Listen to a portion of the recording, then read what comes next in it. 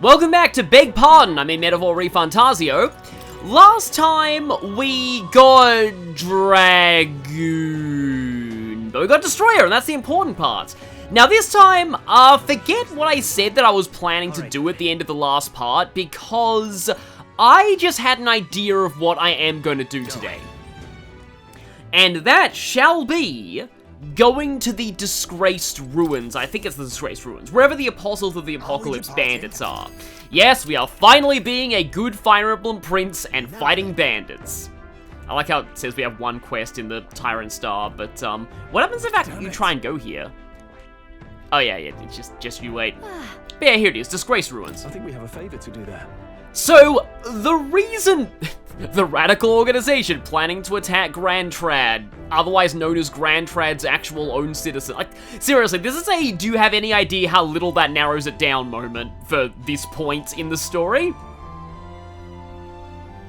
All the way back at the start of the game, I was constantly extolling the virtues of seeing informants, and now I'm like, oh, I'm just gonna go into the dungeon to completely forget about the informants. Zealot of the Disgraced Ruins. Oh no. If I ever do a Fire Emblem 6 LP, you will see why I have a very strange relationship with Zealot. And anybody with that name. Well, I know they mean like actual, you know, zealots, but still. Describing like a fanatical bandit as a bloke is really funny to me. Ah, okay, so he works like a mimic. Good to know. He's also weak to light matching. So he's a dark type? Ah, there's something far more dangerous in those ruins, eh? Yeah, this is very similar to that Frost Forest quest back in Altabury. Buzz with an aura of lightning. So let's not equip the Knight archetype there. Yep, never hurts to be prepared. To be fair, with Alonso's higher rank abilities, we have less reason to go to the Informant now because we automatically have full analysis info on regular enemies in dungeons. What? And I'm going to be resetting for Gauntlet Shrooms every single day this time, just so I can try and make as many of the Sublime Spoonfuls as possible. You kind of want those for New Game Plus. Ah, and I'm actually out of Queen's Honey Jars, okay.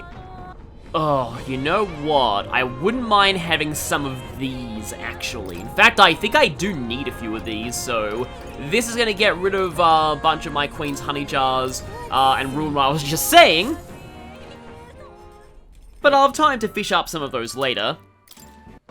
This is for a certain Trial of the Dragon fight. And so, I think this should be finishing this book, even though I already have Max Imagination.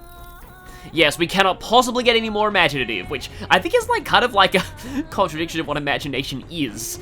Aren't you supposed to be constantly improving your own imagination? But still. Oh, wow, that's, yeah. Oh, man, Basilio is so good. I'll save my talking about how good Basilio is until I finish his bond. Oh, yeah, 2,000 mag from that's not bad. Now, question is, are we going to be ambushed? Well, firstly, we have a landmark, and that should be the last landmark. 4,000 mag out of that. Hey, did you see outside? The Gauntlet Runner arrives at Malabelo Stoke, where magla crystals resembling massive humans jut eerily from the rock. For reasons as clear as the crystals, excavations here were deemed taboo and forbidden by the Sanctus Church. However, some say that the mining continues in secret. The crystalline figures gaze in silence at their new visitors, as though assessing them. Interesting how the narration says humans and not people, which implies the monstrous variety. This is another thing that I feel easily could have been a dungeon. Check this out. The fact that there's scaffolding here implies people have indeed come here to try and mine these crystals. Yeah, so all these crystals sprouting in areas that the King's Scepter can't absorb the magla out of the people from. I don't know.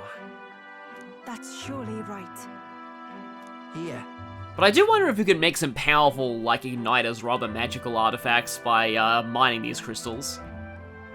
Or, you know, Basilio could say exactly that right now. Hey, So maybe the church shut down, people coming to this area because they wanted to have a monopoly on these crystals. Huh.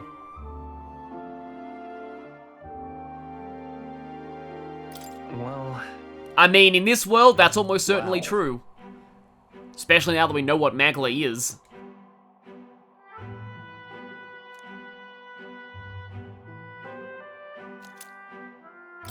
all right.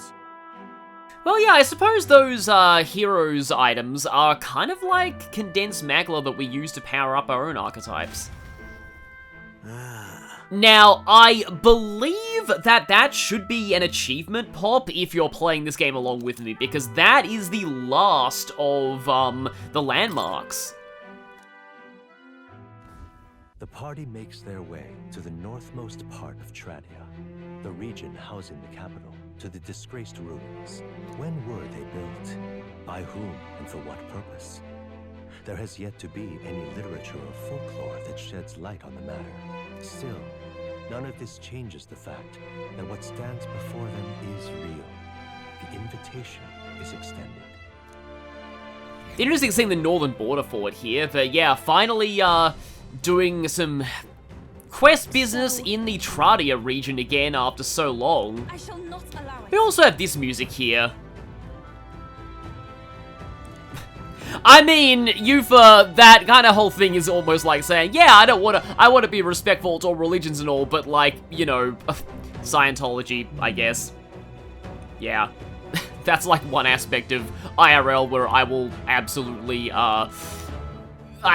condone any and all mockery towards that, because it deserves it. But anyway. Here we go.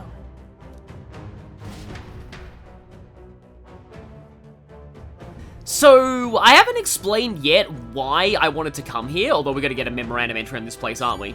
Here we go. Mysterious ruins north of Grand Trad. There are no known surviving documents or relics to suggest the original builders or inhabitants, but maybe the Sanctus Church destroyed all of them.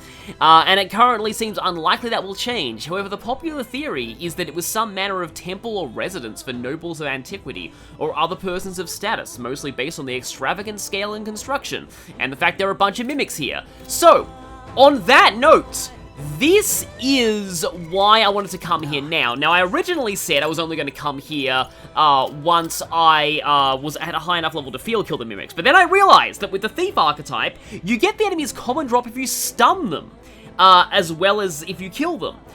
And if you can field kill enemies, you can't stun them. So, there are 2 mimics in this place that do respawn, but a lot that don't. And for the ones that don't, stunning them repeatedly is the only way to farm jeweled roots off them.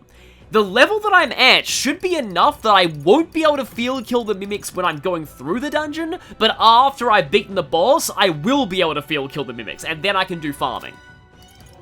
So, yes. Speaking of farming, though, I see. Fascinating. I'm gonna get Dragoon on Heisme, and then use those items that I have farmed to level it up, because screw actually using Dragoon. Doesn't even look that cool on this screen, it's just standing straight forwards. Strive for victory even from a distance, except mages already can fight for a distance, and this is magic, so it doesn't matter. My power swells forth. But Heisme needs this for some reason. And, oh yeah, Basilio should obviously unlock Destroyer. I see. Fascinating. I do like the way that he says right here. this All right. archetype name. If thou art prepared to crush walls, we have become Dogi. Do it. Who I think was like localized as Colin in like an early translation, but like I saw that in a video and I was like, wait, why is that guy called Colin? He's clearly Dogi. He just smashed a wall. But yeah, they that must have been an early relic of Edge of Calamity is a gold rarity item.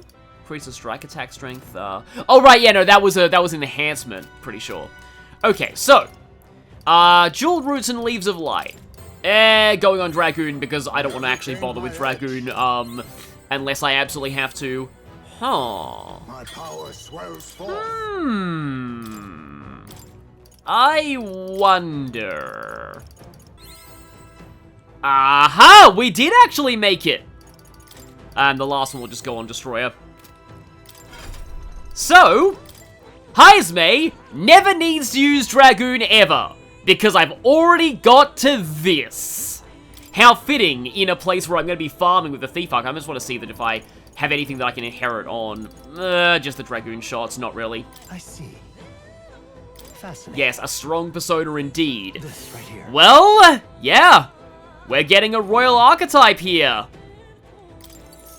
30,000 mag, well worth it. Let's go. The true expression of Heismay's lifestyle, and that lifestyle is dodge tanking. Yeah, this one I want to be equipping on him immediately because I need to get this to rank 20 ASAP. You pretty much want it entirely for its rank 20 skill.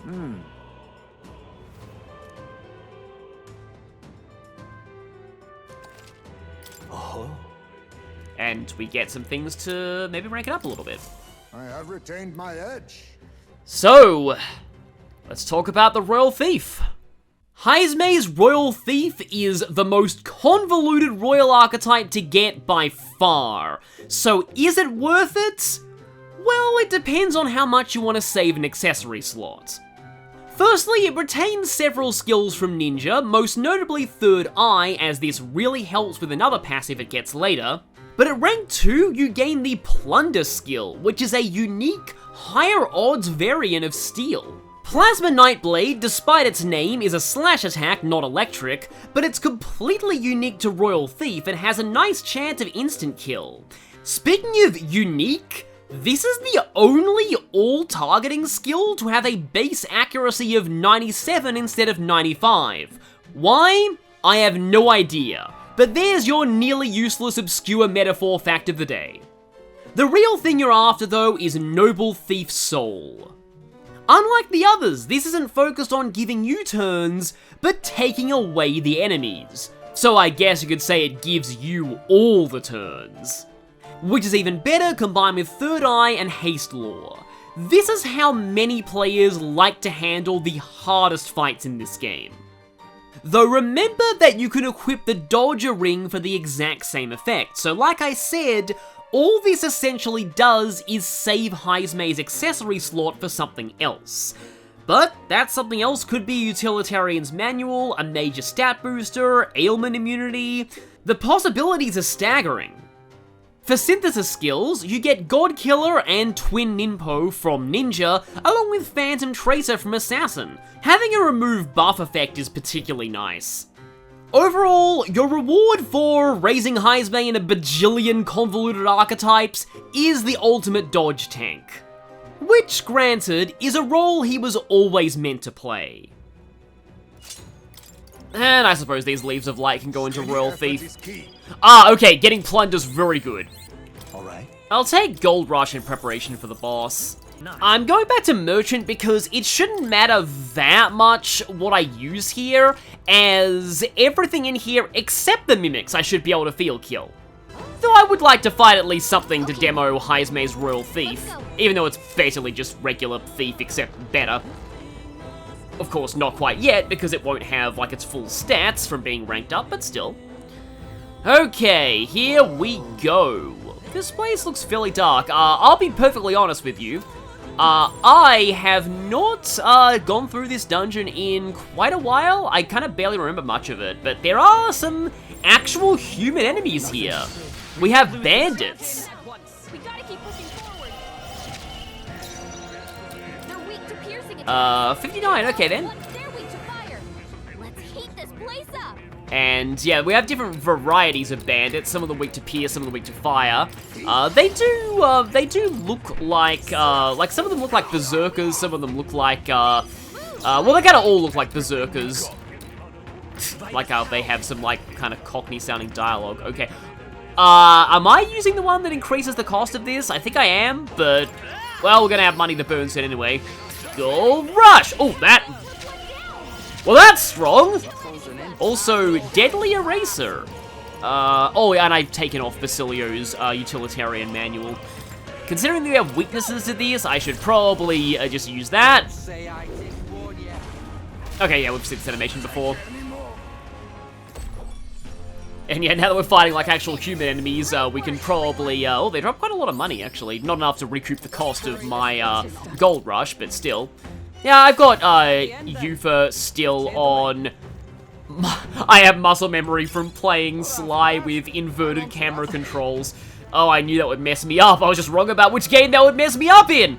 I'm having fun streaming Sly, by the way. That's just, you know, for all of those who, have not watched that stream yet. So, yeah, again, I knew that was going to mess me up. So, yeah, let's move down here, because, since we're fighting these bandits here, hi there, also, yeah, they are field killable, unfortunately. Oh, right, no, I was saying that, usually just regular human enemies will say very silly things, when you defeat them. In most RPGs, like Moradanian's going, "Is this it?" But I think these guys have some kind of funny things they say when they... Which is kind of sad, because, you know, we're actually, like, killing real, you know, actual people, not humans, because, you know, humans are like monsters in this world. But, I mean, they are an apocalypse cult that's literally murdering people. Yeah, that's probably a dead body. There we go, yeah. The man is no longer breathing. Reminds me of all the way back at the beginning of the game, where the game had increasingly creative ways of describing dead soldiers. But yeah, my topic of the day here, because I just realized, well, I mean, I actually do need to talk about Manticores as well. You know what, I probably should go over that now, because this, my actual monster of the day makes the most sense if I wait for it until last, so... Okay, Manticores. We'll be fighting a few of these in the arena. In fact, I already have, but most of that was off-screen.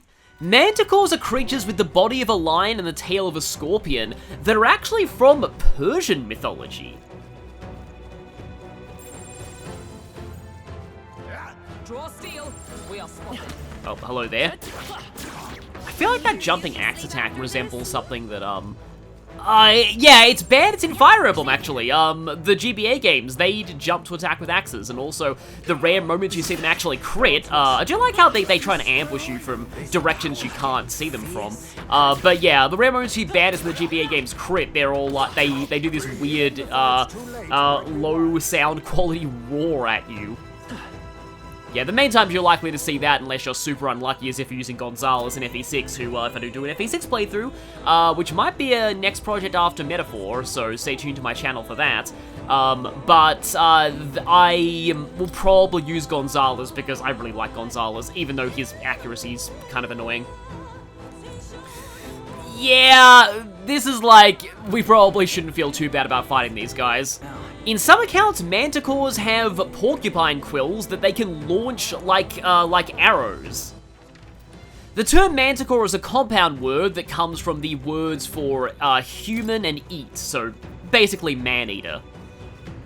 I mostly know Manticores from, yet again, I know so much about Warhammer Fantasy despite not playing it. It's probably because I read a lot of White Dwarf magazines growing up for the Warhammer 40k content, but there were a lot of fun fantasy battle reports in there too. Oh, that one's a mimic, but this one is not. What an incredible fight. Incredible. Pure white shoes. White shoes unsullied by common filth. Can be purified at a church. I'm getting bad SMT4 flashbacks. Okay, so this one here Something we can use nearby. won't be able to fight it on the field, so my only chance of getting its common drop is to kill it. I can repeatedly steal holy water from it, but I'm not really that fussed about holy water at this point. Oh, triples the cost and strength. Okay, yeah, that's gonna be a big money sink, but I do have a lot of money right now. And here's plunder. It still failed, wow. Oh, got the jeweled root at least. So what I was saying was, I'm mainly feeling with Manticores via the Chaos Lord on Manticore model from Warhammer Fantasy. Tech-type monocles is made out of that enemy from Zelda. Greatly increased evasion against Dark. I mean, I would give that to Basilio, but, like, I have stuff with complete Dark immunity, and also, Utilitarian's Manual on Basilio. Utilitarian's Manual on Basilio. that is the only sentence that you need to know. I have a suspicion that this floor is just going to dead end in just those chairs, so I'm going to go back down here. What now? Manticores later appeared in medieval bestiaries, and through that got used in the heraldry of various families. These skeletons almost look Roman. Yeah, I'm gonna wait for you to just go, because I'll be back to extort you later, like usual. It's kind of interesting how this place has both the human bandits as well as the skeletons, but I suppose they are sort of working alongside each other. Would make sense that an apocalyptic cult would be relatively chummy with skeletons.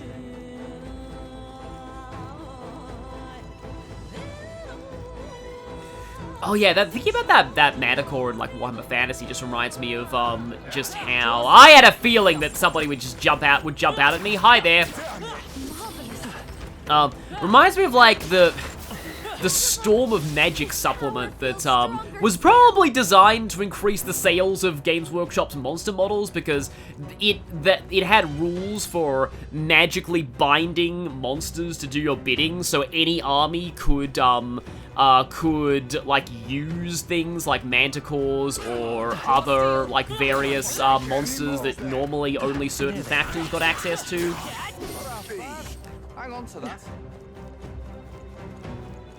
You could also make pacts with vampire counts or demons, and a lot of those, the supplement would say, like, the pact's probably not going to end well for your army after the battle is over, but that has no effect in game terms, because the gameplay is already done by that point. But yeah, a lot of people suspect that was to get people to buy more demons, or at least encourage people to have a demon army in addition to their regular army. Speaking of demons, will this plunger actually work this time?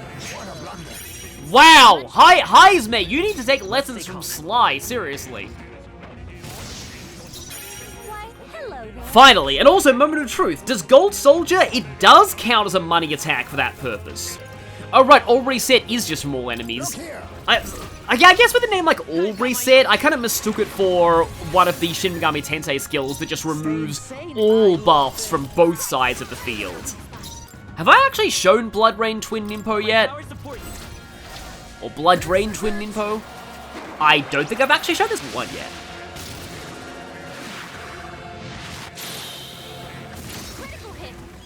Okay, I'm glad that crit, otherwise this battle wouldn't have ended. There we go. Yeah, so I'm looking to leave this dungeon with a lot of Heroes Jewel roots. Mostly, well actually I'm probably going to be putting most of them into Will's Tycoon, because I want Critical Trade and Almighty Boost before the end. I might, like, just to save myself getting too overpowered in terms of just archetypes, I might save using these until way later. I don't think I have any need for those anymore. I could probably just sell any of those that I get, because I'm pretty sure that I've made every single summon talisman. Okay, so that opens that way up. Okay, now this leads back up here. You know, I'm gonna fight one of these just to show what they are. Wow, that's a lot of them. Sword General Malmortar, weak to strike. Bow General Malmortar, weak to strike. And Spear General Malmortar, weak to strike. Oh wow, that is insanely satisfying. I don't know, like, there's just something about, like, the animations in this game are, I think, quite, like...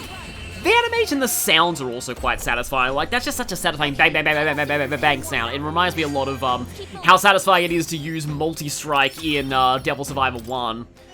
Like, I think I may have mentioned this before. I'm considering doing some of the Devil Survivor games in this channel, but like, Devil Survivor 1 is kind of awkward because it very much goes into real-life religious stuff that I kind of try to avoid talking about in my videos. Whereas Devil Survivor 2, I feel, is like, quote-unquote, safer because it's pretty much entirely, like, fantastical. It's all just, like, aliens and stuff. I also like Devil Survivor 2's symbolism when it comes to stuff like, oh, that...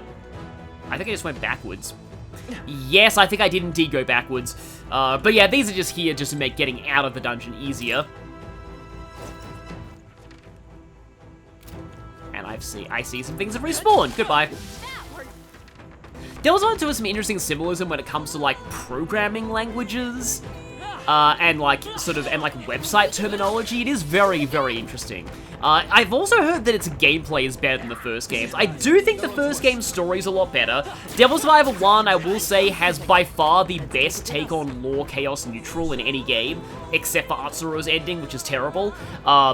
Funny how, like, it's a rare case where a neutral ending is, like, one of the worst, by far, but, yeah, that Atsuro's ending is just kind of bizarre.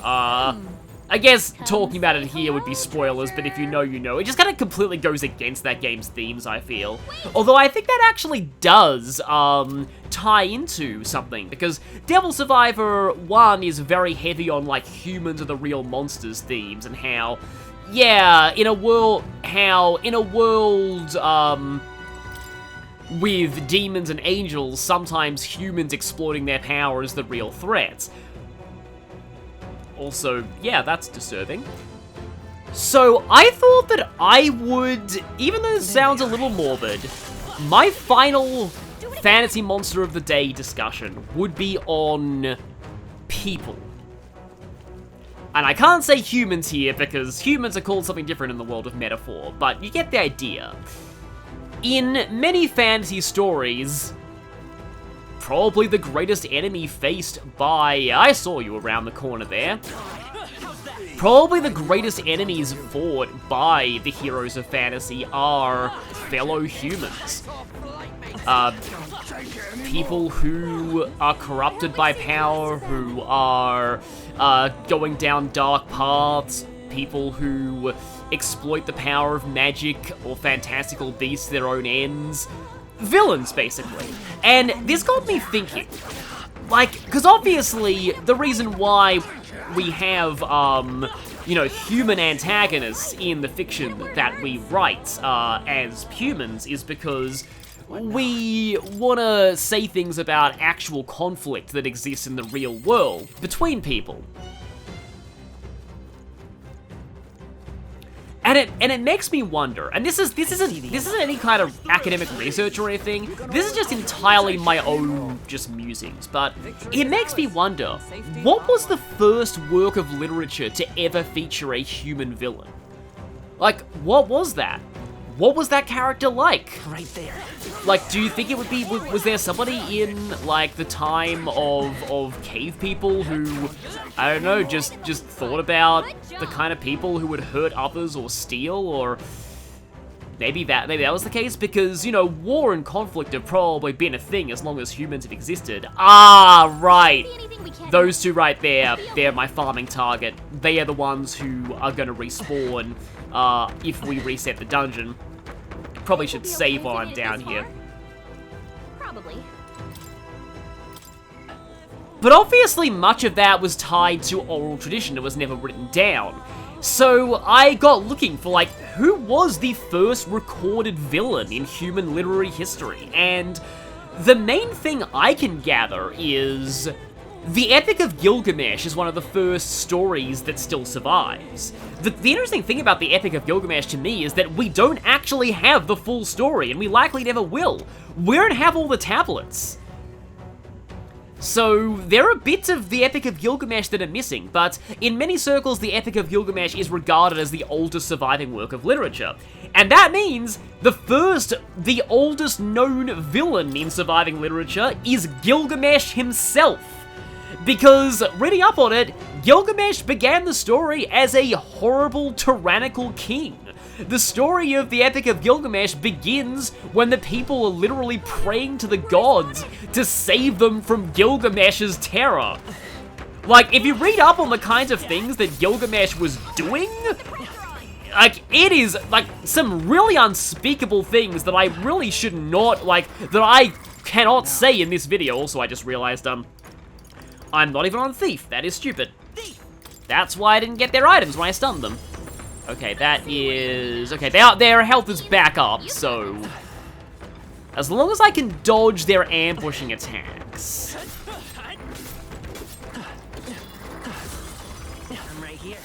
That. Yeah, so if I do that, I believe there's a 50% chance of them licking me and getting an ambush anyway. Oh no! Oh, thank you for that, though. Hulkenberg has fast recovery as Royal Knight. I can't control myself. You see that? Basilio's been charmed. Don't you know? See ya. And we're all immediately uncharmed. Yeah, so we did get a Hero's Duel route that time. And then won that time.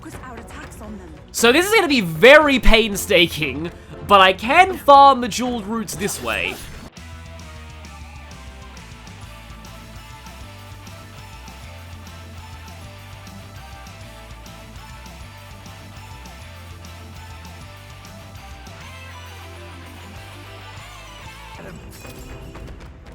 Nah, don't mind me, I'll just open this treasure chest. Can't believe it. Great Sage's Thorb. +5 to all stats and max HP plus. That's cool.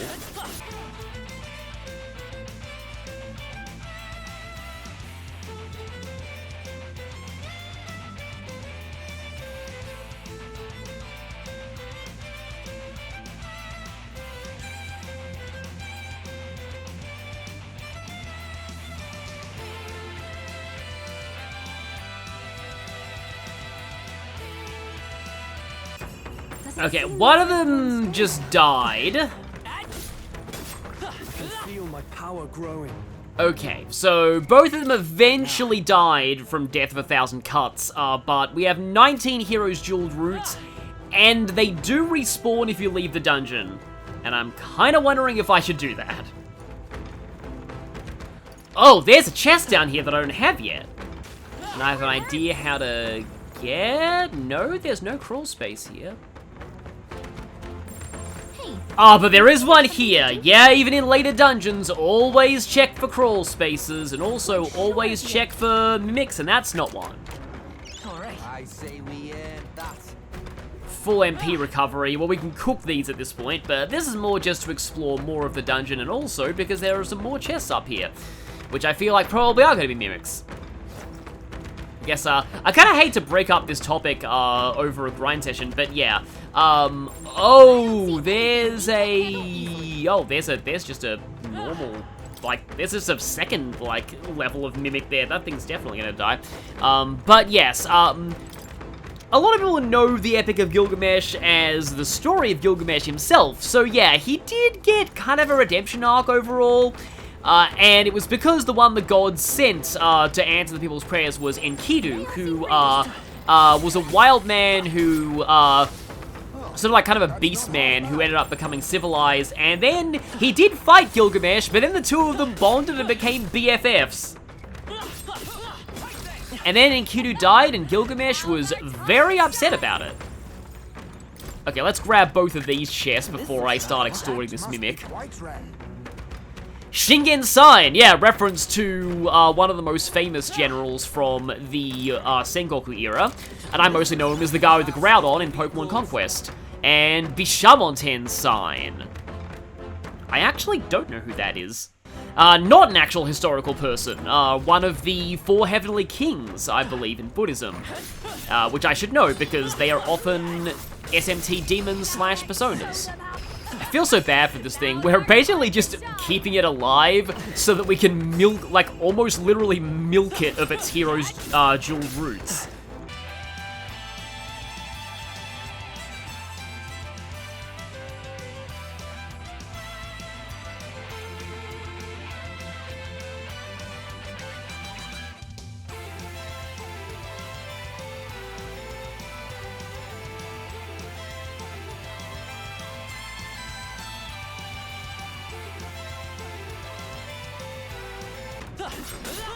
Nice. You're gaining strength. Just a bunch of weak ones. Did you just respawn? Have we somehow got to rank up a destroyer out of that? Back down here, and yes indeed, both of these have respawned. Brace yourselves.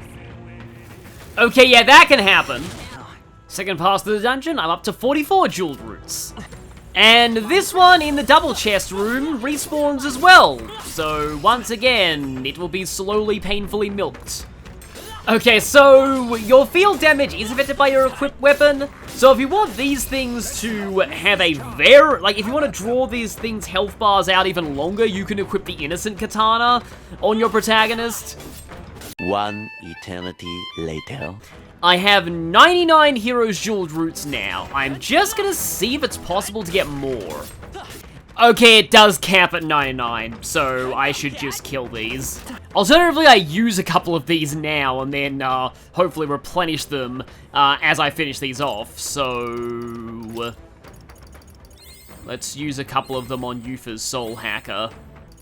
It seems I've grown. Okay, so now once I get it to rank 8, I will be able to get Royal Summoner, which is one of my favorite Royal Archetypes.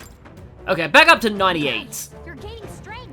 Kind of bothers me that I don't have 99, but I think that's a good time to stop my farming session and fight the boss.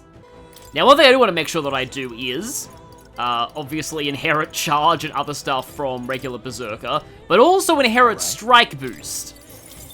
So, we're gonna have a strike weak enemy in the mix later, and I've got Yufa on Devil Summoner for the boss's light weakness, and Heisme because I gotta try out Royal Thief.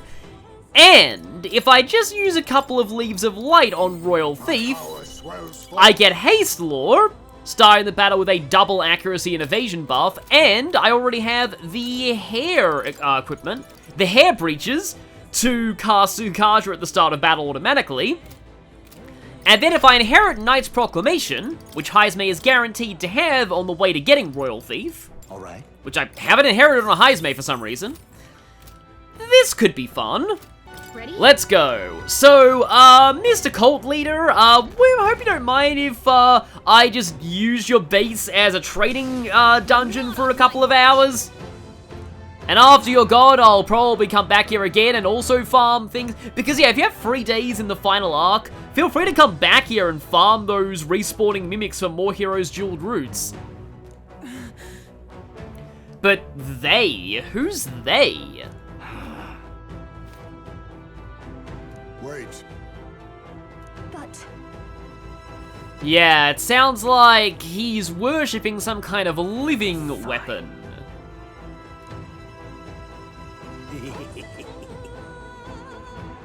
Do it! I like how his name tag is just Creepy Man.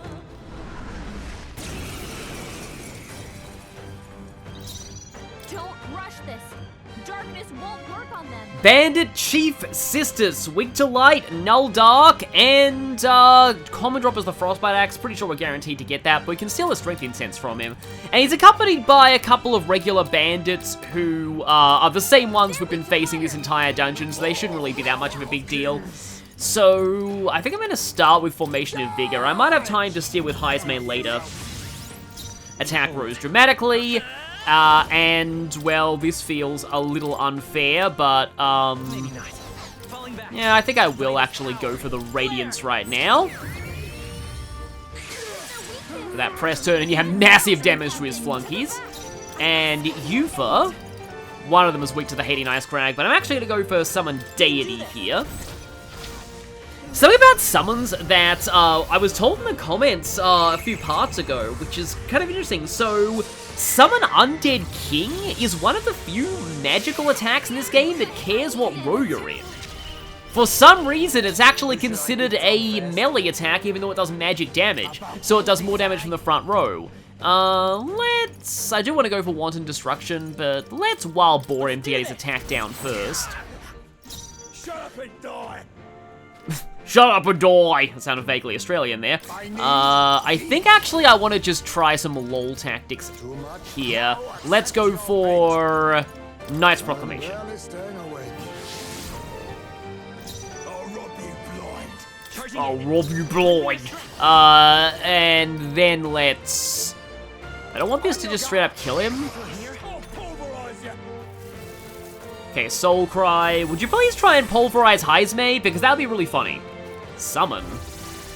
Yeah, just more regular guys. They shouldn't be that much of a problem. And Dodgering means all his turns are gone. He only had 1 turn left anyway, but still. Right there. So... Oh, they're both weak to strike, and I have Summon Fury. So, you too have greatly offended Shiva. Yeah, that was good damage. When's Heismare going? Okay, Heismare's going next. Yeah, I want to try and use Plunder. If I fail to plunder this... Okay, good. Got the Strength Incense. It's based on your agility stat, and Heismare's is pretty freaking high. Let's just try regular old Heroic Slash here. And there he goes, but we're not out of it yet.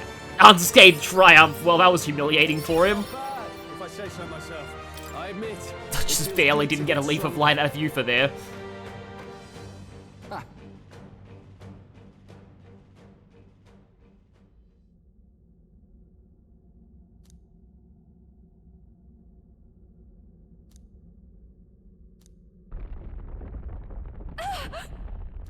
This is...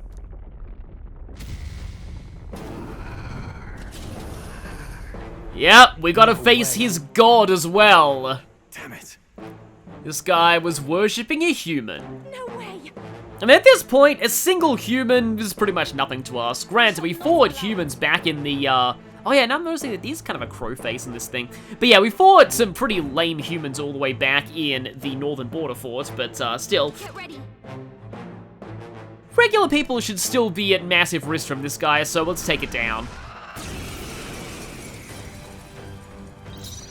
Pierce attacks won't get through. Homo Sondro. And this is the reason why I brought Basilio. And also, Basilio should have at the moment, both, yeah, buffs are reset. So let's go for the Formation of Vigor here again. Basilio should have Strike Boost and Strike Amp right now. Well, Strike Surge. I could get a press turn off of Slam Shatter. You hit their weakness. I shall do my Prince best. using its Stop it. Ganondorf-like Trident sword there.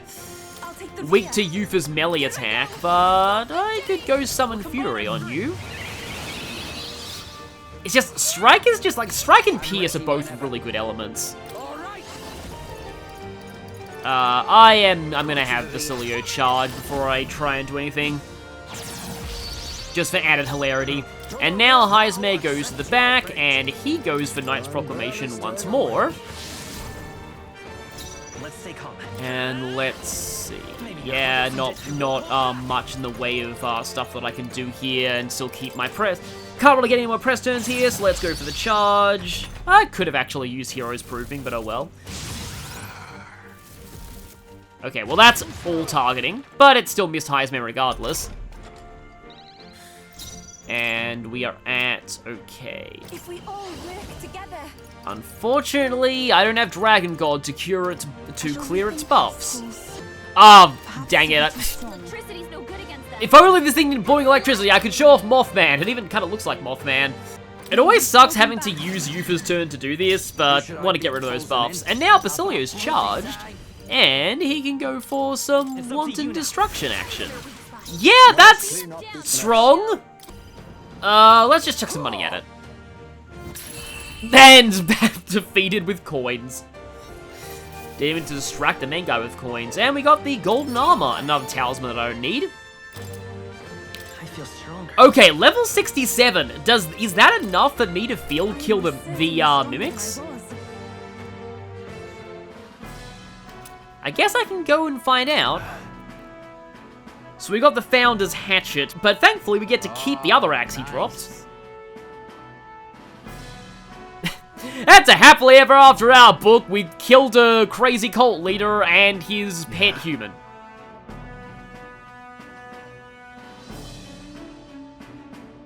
Leave it to me. Yes, leave it to me, because I'm going to marry him. I'm going to return to the entrance just to see if it respawns the mimics, and yeah, because I'm 2 levels above them. I think I need to be 3 to field kill, so I am not sure if this is gonna work, but I'll try just in case. You know, I do need to extort the Elementa anyway. Almost 30,000 mag. Can't field kill them. I think that's 1 more level I need for that. But that at least puts me back to 99 Jeweled Roots.